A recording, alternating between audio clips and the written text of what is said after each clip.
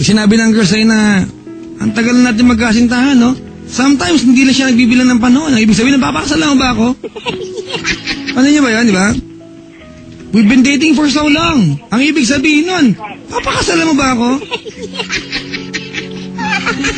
Yun nga po, hindi pa kami. May kahulugan ang mga sinasabi ng girls. May mga pagkakataon, di ba, na hindi nila sabihin ng diretso sa iyan. Di ba? Opo. Pag sinabi nila, tumataba na ako. Hindi mo nila aminin, gusto nilang marinig sa'yo na nagagandahan ka pa rin sa kanya. Yung mga maliliit na bagay, may kahulugan sa kanila yan. It matters a lot. Small things matter to them. Diba? Hindi yung bigyan mo ng kotse, ng alahas, o ng bagong cellphone, ng bagong blouse. Hindi yan. Hindi dyan masusukat yung pagmamahal na meron ka sa kanya. Kung nakaantabay si May, kung pwede ba magbitaw ka ng pangako at malaman natin kung gano'n mo siya kamahal? Baka naliligo ka ng landas ha? Sige po. Dali na. May? Ikaw lang. Sabi yung pangalan niya.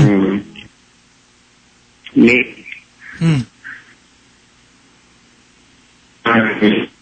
Teka lang, wala kang signal. Kuha ko ng signal.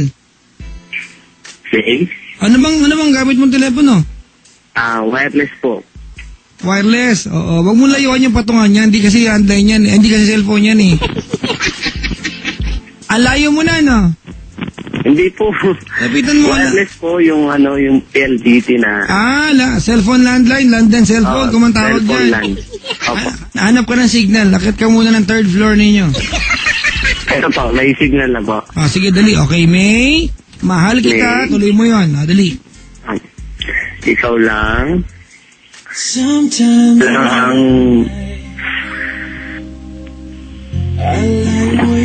Tama ko habang buhay.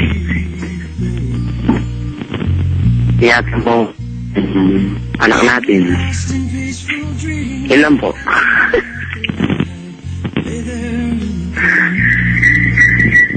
Minsan mahirap ka rin kausap na pag sinabing patayin yung radyo. No? Patay naman po yung radyo. Maglukuhan tayong dalawa. JB! Po. Kung yung pamilya meron ka, mapanatili mo yan ng panghabang buhay. Yan ay nakadepende sa bawat hakbang na gagawin mo sa relasyon ninyo. Kung gusto mo maintindihan ka ng asawa bilang may bahay, nanay ng anak mo, at bilang partner mo, kasiping sa gabi. Ikaw ang magtuturo sa kanya niyan. Bilang lalaki, wag mong isusumbat na naghahanap buhay ka at pagod ka. Alright?